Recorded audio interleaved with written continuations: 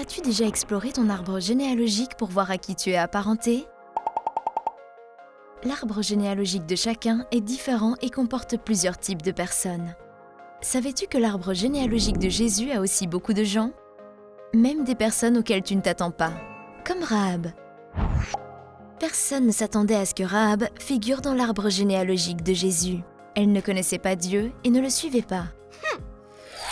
Mais ensuite, Rahab a entendu parler de Dieu. Elle a entendu des histoires étonnantes de comment Dieu a sauvé son peuple, les Israélites, séparé la mer Rouge pour échapper à l'Égypte et plus encore.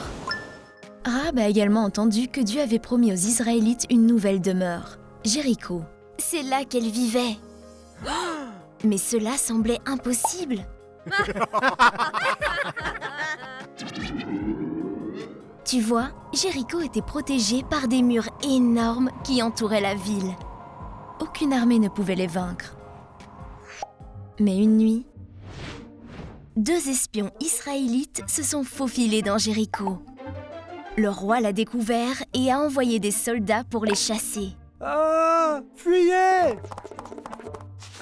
Mais les soldats ne trouvèrent pas les espions. Hein? Parce que Rahab les a cachés sur son toit.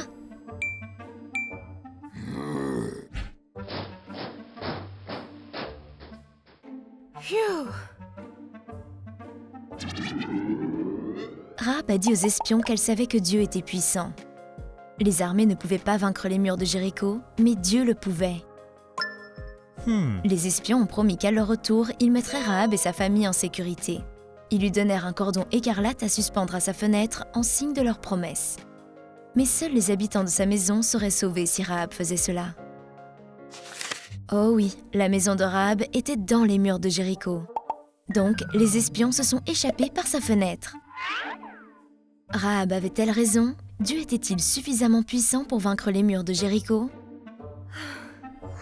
Dieu a dit aux Israélites ce qu'ils devaient faire. Ils ont contourné les murs, joué de leurs trompettes, ont crié et les murs sont tombés.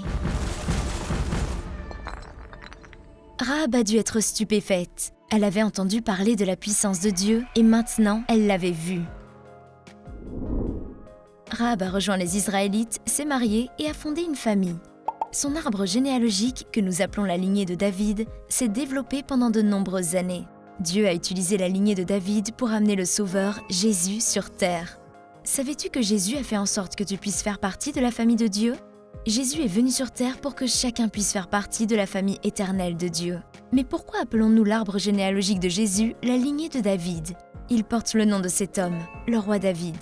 Revenez la prochaine fois pour découvrir qui est David et pourquoi l'arbre généalogique de Jésus porte son nom.